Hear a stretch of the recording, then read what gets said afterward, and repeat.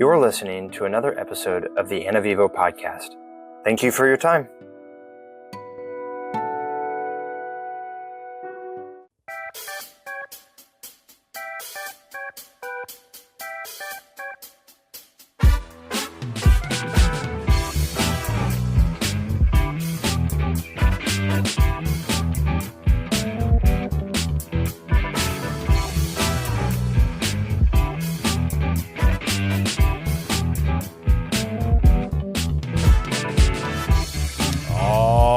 Ladies and gentlemen, welcome back. You are currently live. I say that often, but you're actually live on the air today.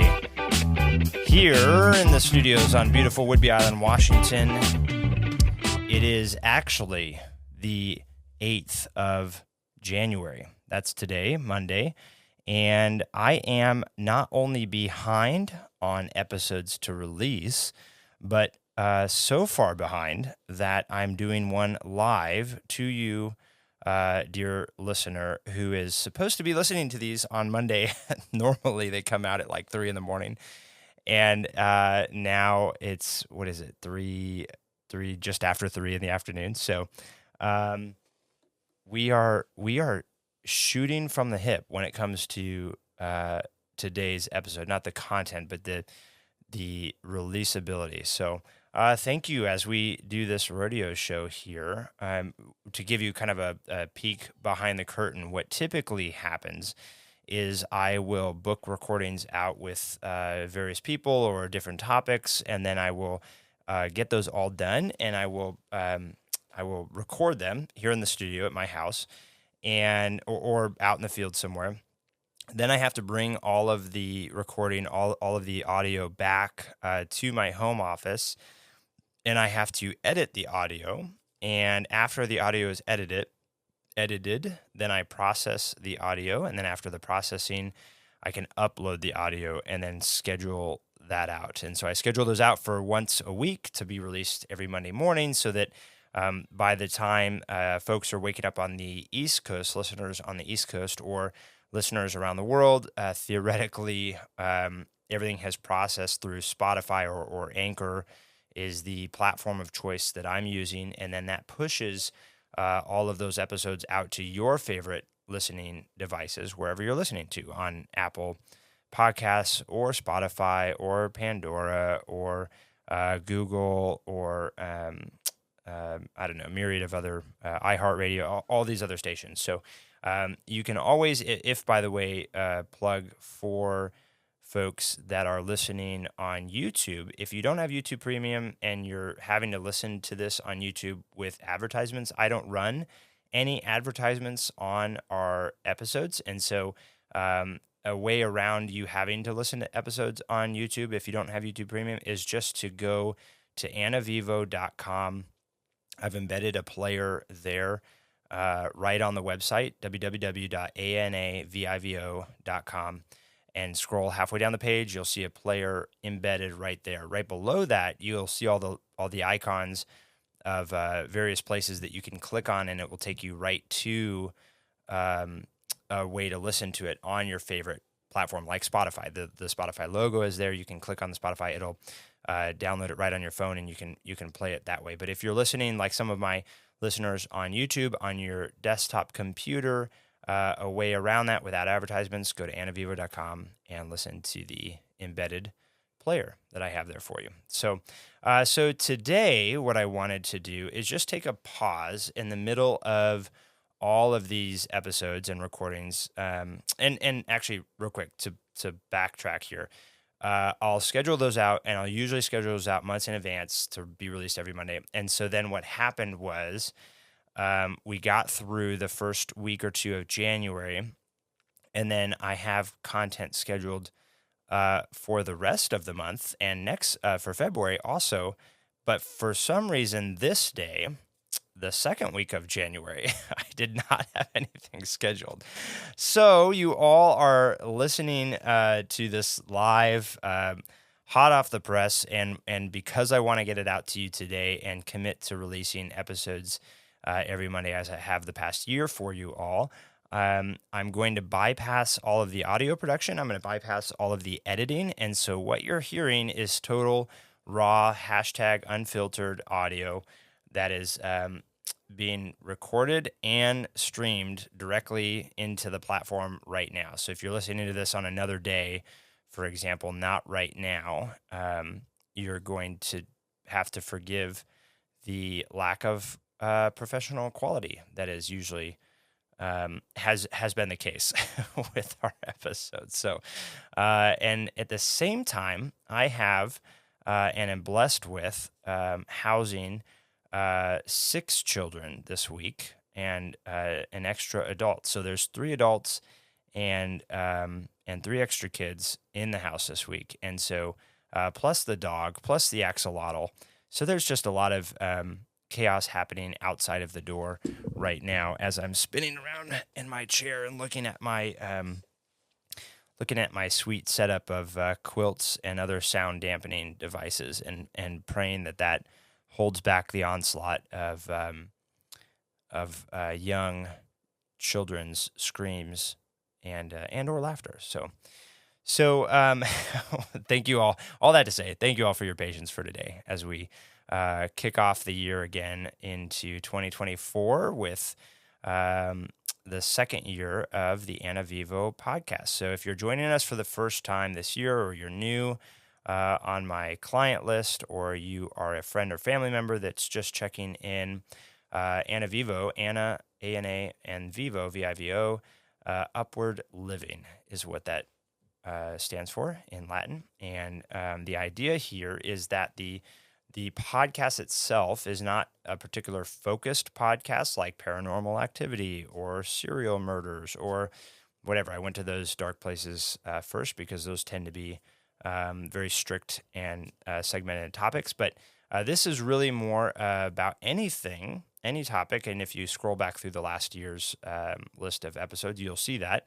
And the idea is to really give people an opportunity to share their story, but also to be of an encouragement to others as we relate to one another through this walk in life. And so what I would like to do today in that, with that as our foundation here, is to take a moment to look back on 2023 and then look forward in 2024 and onward as we go. And so for those of you that don't know, I am a managing broker of the largest real estate company in the United States by volume, Compass Real Estate. It's really big in the cities. A lot of people haven't heard about it out in the islands here where I live.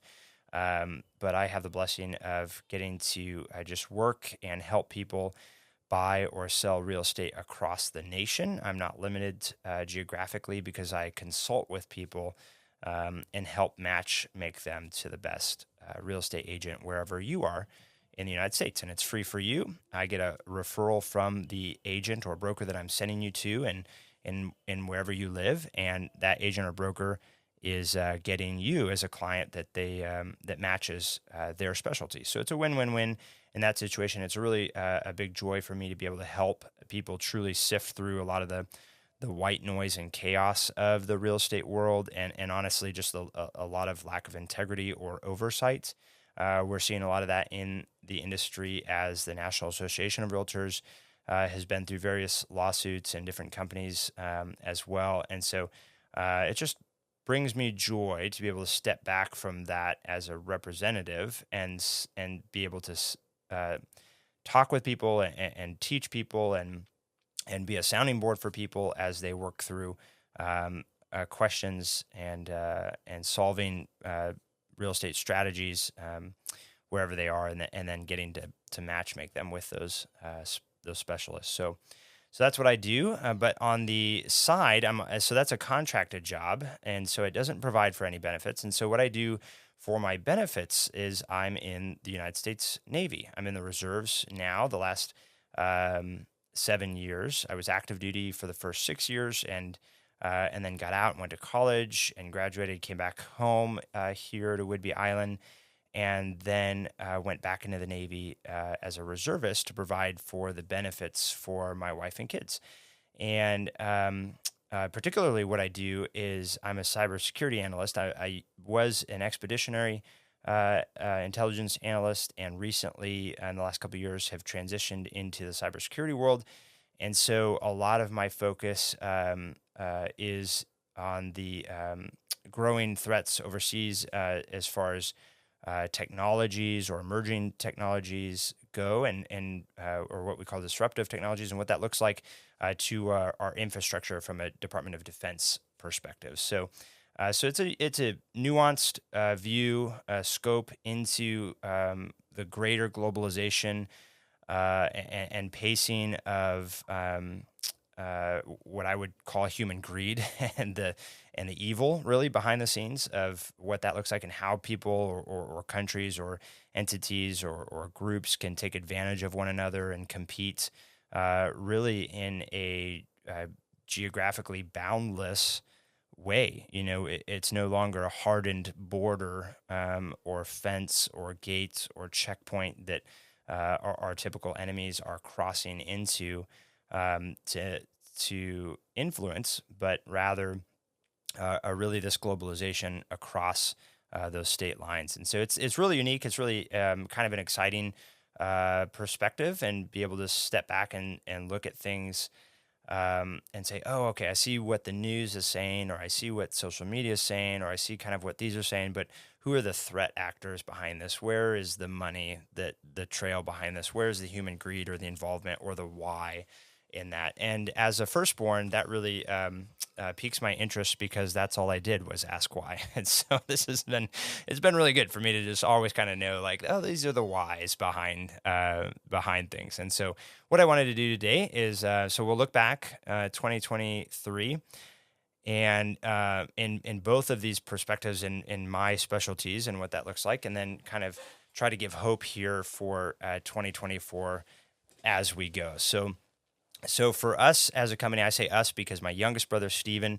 has been an integral part of this company. We started a company called the Infinity Corporation a couple years ago, and that has led to this growth of matchmaking in real estate, and this need for what I would call an integrity-based relationship, or a way to really answer questions and get around some of the legalisms that were put there for good purposes maybe, but are really not helpful. So a good case study example of that is, as a real estate agent, my hands are tied when it comes to things like this, being able to tell you if somebody died in the house, or being able to direct you into a community that you may want to live in. You're a certain ethnicity, you're a certain gender preference, you're a certain religion, you're a certain whatever your tribe of people are. It's unethical and illegal for me as an agent to direct you. It's called steering, and kind of move you into a neighborhood. And you would ask me, Tim, I'm fill in the blank, and I want to live in a community of other fill in the blanks. Okay, the law started for good reasons. Okay, there was a lot of this really evil, really unethical steering, usually revolved around racism, or religious. What's the word I'm looking for? Okay, I'll call you back at 3 a.m.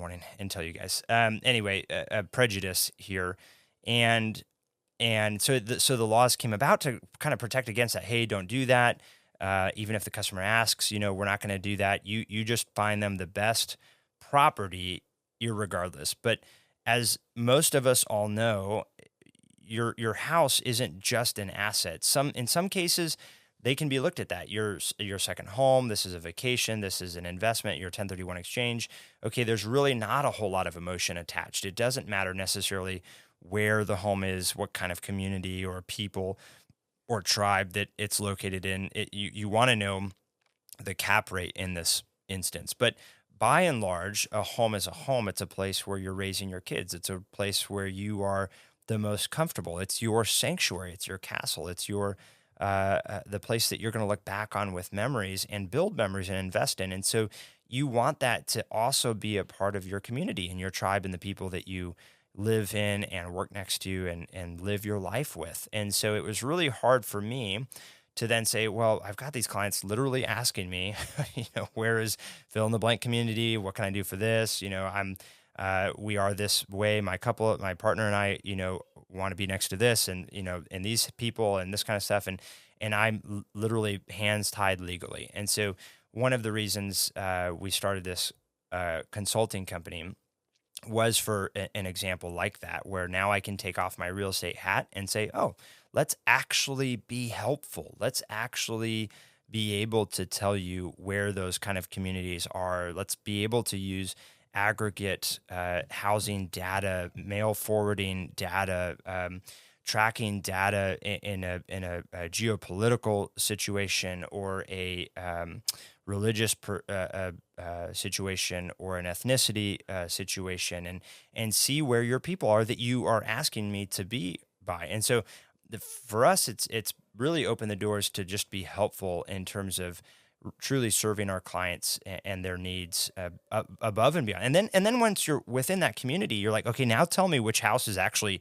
the best value for my dollar. Okay, we can do that all day long. But initially stepping back and saying, okay, first of all, where are you going to work? How far do you want to drive? Where do you want to be? What are you doing on a Tuesday afternoon or a Thursday morning? What does your life actually look like? And where do you want to spend your time? And what does your community look like to you? And so really being helpful for that. So that was one reason we kind of stepped back from the representation and started this Infinity Corporation. And so last year we moved into referrals. We did 62 referrals across the nation, and even one in St. Croix, which was pretty cool, a land transaction out there, and being able to help clients answer these questions. And then the second part of this is to be able to find this agent. And so you've heard me say this before, the barrier to entry is incredibly low in the real estate world. In Washington State, it's 3 weeks of school online and an exam, and boom, you're a real estate agent. Okay.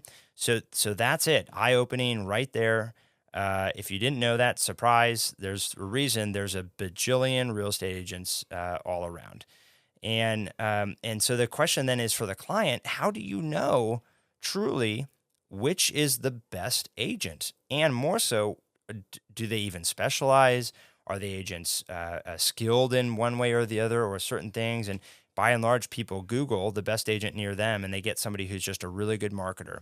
Or they end up inevitably meet 3 or 4 people, and they just use the person that they click with from a personality perspective.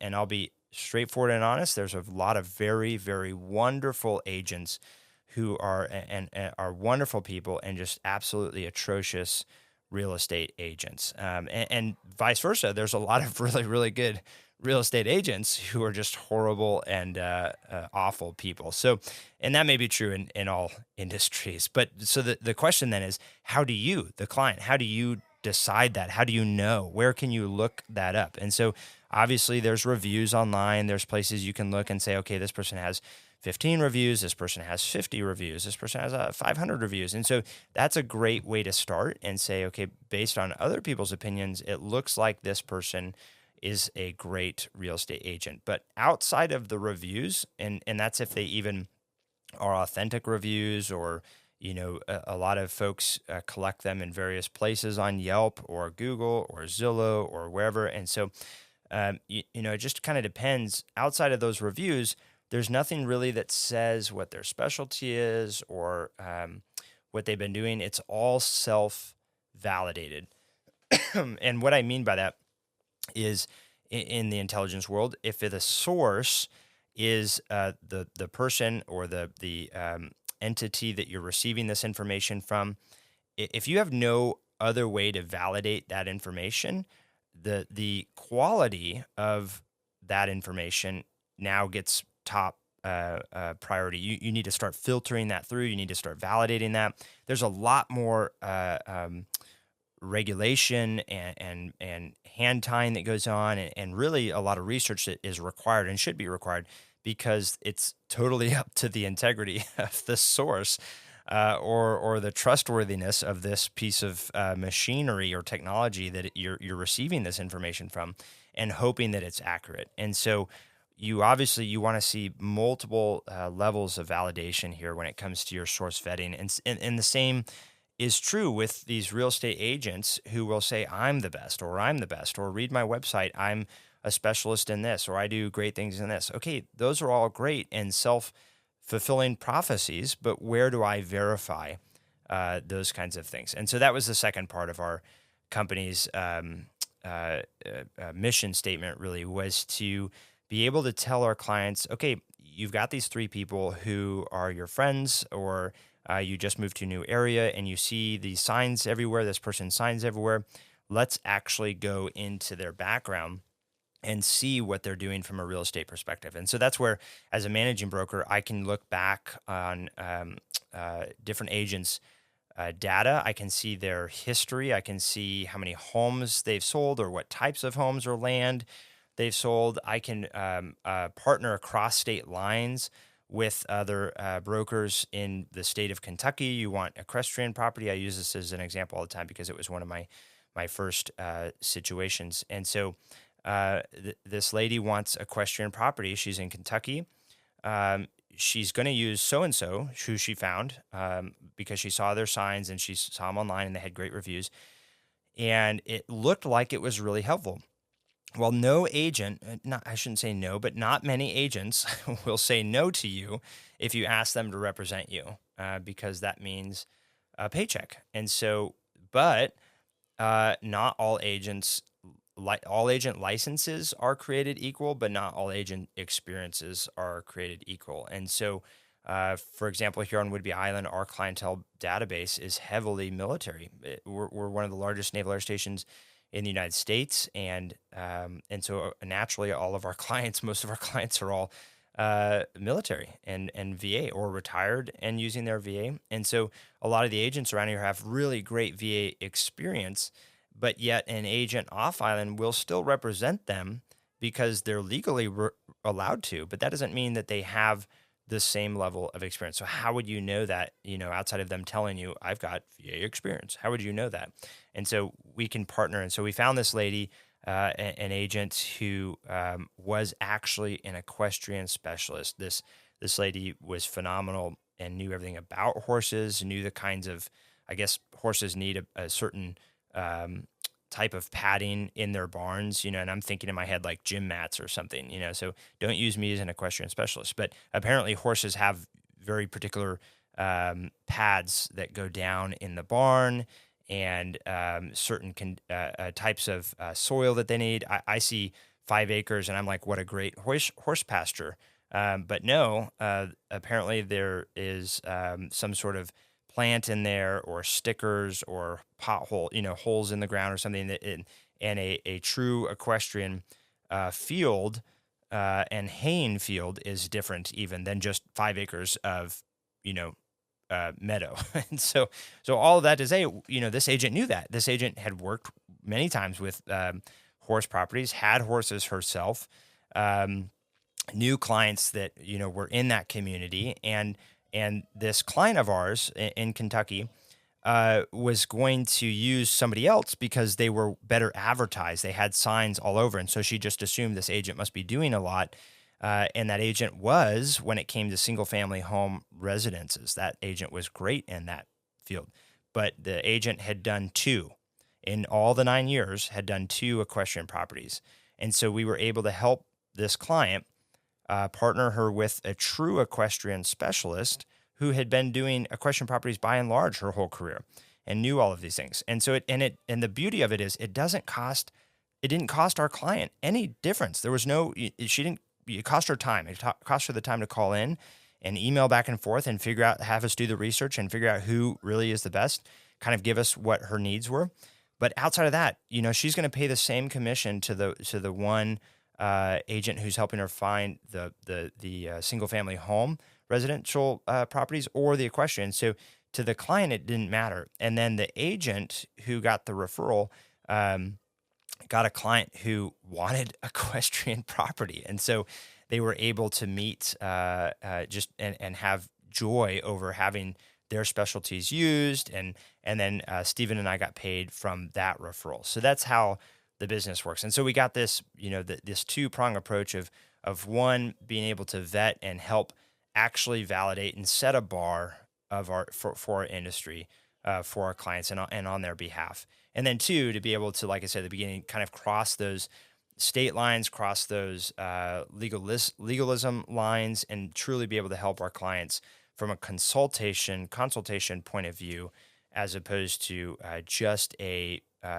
fiduciary point of view. So 2023 went well. We committed at the end of 2022 to retire from representation and dive right into this referral and consultation. And I'm happy to say we're still alive. We're still not behind on bills, and we're still putting food on the table. And so things have been great from that perspective, and truly be able to cut back on the stuff that we don't like and focus and double down on the things that we do like. And part of that was starting this podcast, actually. So we got to do some more things that were a lot of fun for us and creative, which helped exercise some of our creative juices here. So that was good. We're looking forward now to 2024 in that same vein of consulting and being able to help people across the nation and across the world. We're opening and partnering with a international consulting firm now from both a lending perspective for U.S. citizens and foreigners who typically aren't able, due to the strict financial lending laws in various countries, they're not able to buy or borrow money or do mortgages in various countries. But we've been working a lot the last couple of months to really get that off the ground running. And so we're happy to announce in 2024 that we're able to help clients now internationally as well. So we just sent our first off to Colombia, actually, as of today. And so that'll be interesting to see. We're opening, there's a branch already open in Costa Rica, London, and Mexico, and of course, any of the other countries that we don't have a branch in as well. We're still able to help clients in that are moving to the U.S.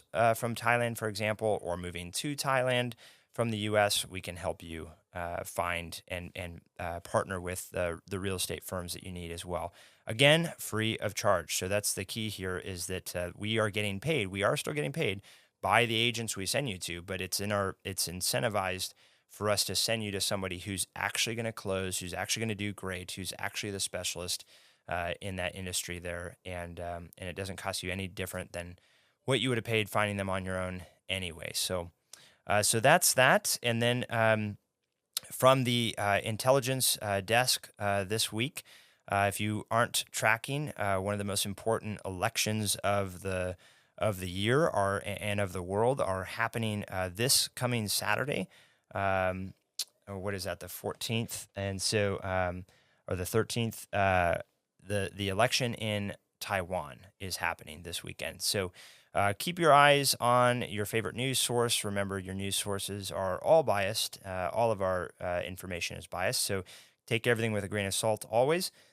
But I would say that's a big one to focus on this weekend as far as global events are going. There are 3 parties running this year. Typically, there's only 2. I don't quote me on the names. There's the Democratic Progressive Party is one, the current incumbent, and then the second one I can't remember off of the top of my head. But it's the other one. They're represented typically by colors. So the green is the first one there, and then blue.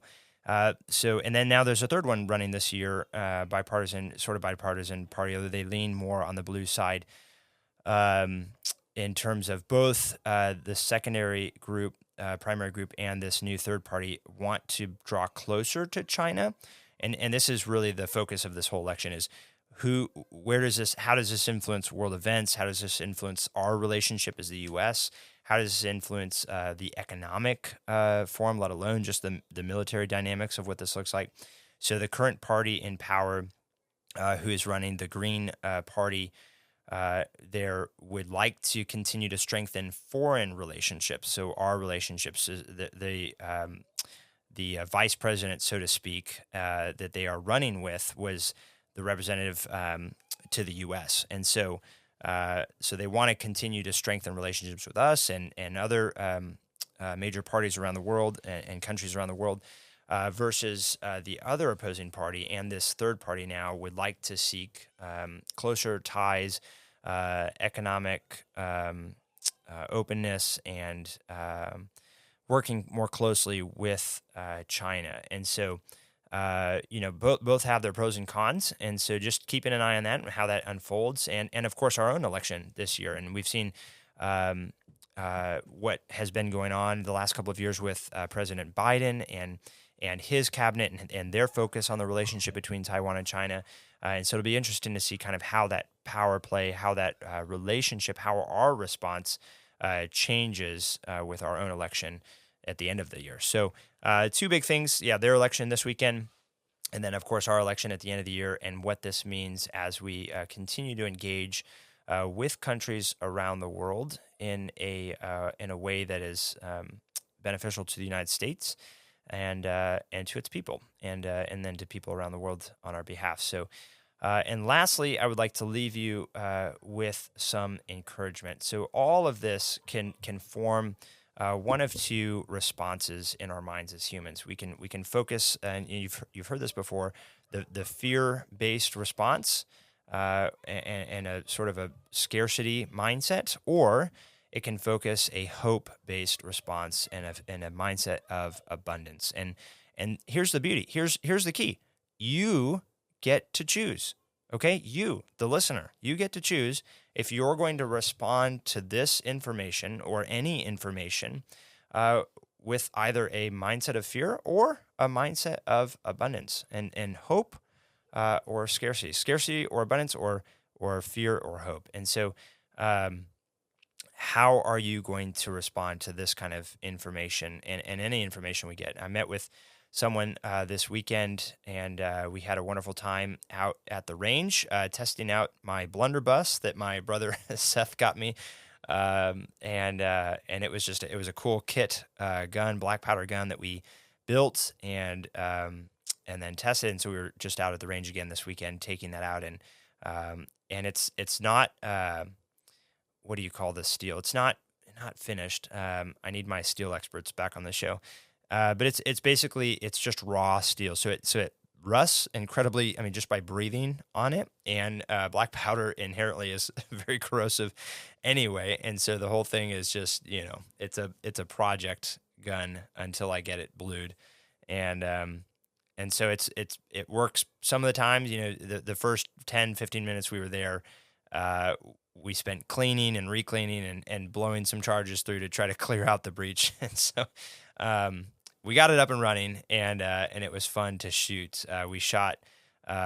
If you've seen a blunderbuss, it's the old Elmer Fudd style gun, precursor to the shotgun, used aboard ships at sea, and it's got this big funnel end that allows whatever you put down there to spread, and it's also a smooth bore barrel, meaning there's no rifling inside, so you can literally put whatever down it you want, and it will come right back out. And so we were dropping. At the range, there's casings all over the ground, and so we were picking up handfuls of casings and putting those down and shooting those out and peppering the paper out in front of us. And so it was nice to have the option for free ammo all over the place. So, but anyway, we were there because one of the individuals had this mindset of fear. Of wanting to protect their family, and that's not a wrong mindset to have. But the asterisk here is that both this individual and I are believers. We're Christ followers. We're Christians by religion. And so hearing all of this news, hearing about these elections, hearing about the different dynamics of what this means, China we saw the pictures in the open source reporting this week of China building another aircraft carrier that resembles the Ford out in the middle of the country for them to practice target runs on and things like that. And so all of this kind of stuff can generate a lot of fear if we don't have our hope anchored in something immovable, anchored in something transcendent, anchored in something that cannot be moved, that isn't based on public opinion or policy or tide or emotion. And so both of us are Christ followers. And so we have that anchor, or should have that belief in something transcendent, that God is in control, that he's the one that we can rely on, that he's the one we trust and are able to put all of these fears and anxieties on him and trust that he will see this through, and that he already has, because he's above time. And so it was a great opportunity this weekend for us to have fun by shooting this blunderbuss, but also to be able to step back and peel back the layer of human emotion and say, you know what, America our forefathers have promised us the right to bear arms. And a lot of this fear was, hey, we don't have. What if the ATF comes knocking on my door? What if somebody comes in and wants my guns? The government wants my guns someday. I need to get this stuff and be able to protect myself and blah blah blah. And it was just all this fear, and it was like, okay, step back from this. Our country where we were born is amazing, and praise be to God, we were born here. What a blessing. But with that comes the man-made privileges of owning firearms, or being able to even vote, or being able to do X, Y, and Z. Nowhere in Scripture does it give us the right to bear arms. Nowhere in Scripture does it give us the right to vote. Does it give us the right to X, Y, and Z, these things, So really, are we following the man-made agenda before us? Is that where we're placing our hope and our trust? And if we don't have trust in it, we're reacting that way by wanting to stock up on guns and protect ourselves and whatever. Or are we having a healthy spiritual outlook and focusing on what we should be focusing, which is the things that are actually everlasting? And none of this stuff here on earth, none of these guns, none of this job, none of this cybersecurity, none of this political scene, our country, our constitution, our way of life, none of this is everlasting. And so where do we put our hope? Where do we put our mindset? Where can we refocus? And so we just had an amazing, it was such an encouragement, an amazing conversation to be able to dive in. We actually only shot the blunderbuss like 4 times. So the rest of the time was this conversation in an hour-long conversation on kind of refocusing, reprioritizing, trusting in God, remembering the things that are everlasting, and investing in those things. And typically those things are people. Typically, the one thing that's everlasting, one of the things, is our souls. And so being able to reinvest in people and our souls and say, okay, this is all temporary. This suffering, this joy, these pleasures, this corruption, everything down here is all temporary. How can we focus on the big picture here? And so it was an encouragement to me in my heart, and I know it was for him as well, as we walked away from the range that day. And so to end this, wrap this episode up here, I would like to just remind all of you, my dear listeners, that there are greater things at play.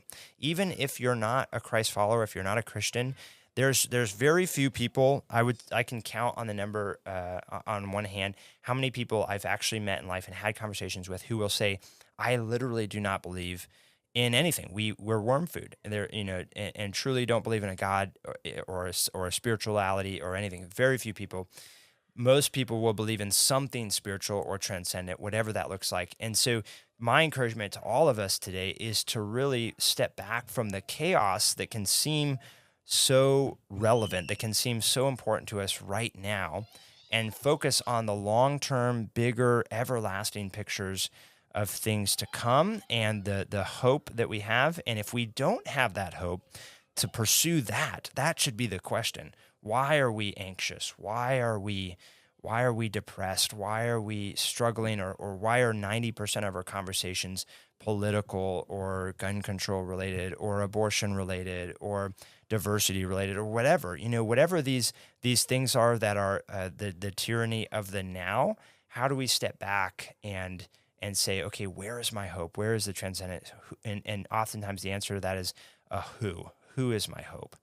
And in whom can I believe in? So that's my encouragement to all of you as we look forward to the things going on in Israel and continuing in Ukraine and in Russia now, in South America as well, and all of the things that we can in our own country, all the things that we can get so anxious about and so consumed with. Look past all of that, and if you're a Christ follower, we already know. That's the thing. We don't need to talk about it. We don't need to worry about it. We know the end of the story. And so I would encourage you, if you are a Christ follower, to share that hope also with those around you. And if you're not, and you're struggling, your only options are the strength and the dependence of the American military. I've got some bad news for you, but also give me a call, and I would love to share the real hope with you that is far surpasses anything that mankind can produce. So thank you for tuning in with me live here on the show.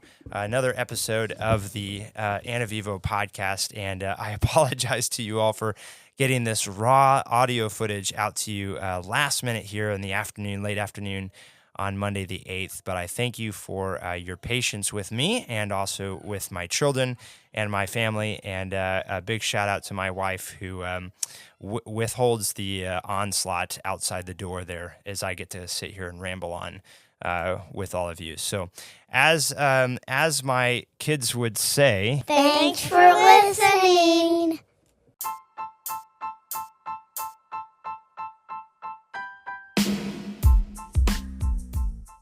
Thank you for listening to another episode of the Anna Vivo podcast. We welcome your feedback and ideas. You can learn more about us by simply Googling the word Anna Vivo. This podcast is supported by listeners like you. I am a licensed real estate broker with Compass Real Estate and a nationwide real estate matchmaker.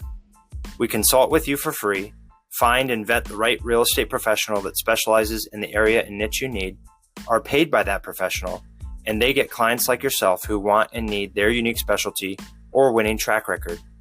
If you or someone you know is in the market to buy or sell real estate anywhere in the U.S., don't simply web search the highest paying advertiser. Let us use our licensed experience to find and vet the real and best professional for you. It costs you nothing but a phone call or email with me, and has saved my clients financially and emotionally. I'd be honored to serve, and you can reach me direct by email at tim.c.miller@outlook.com. And as always, to God be the glory.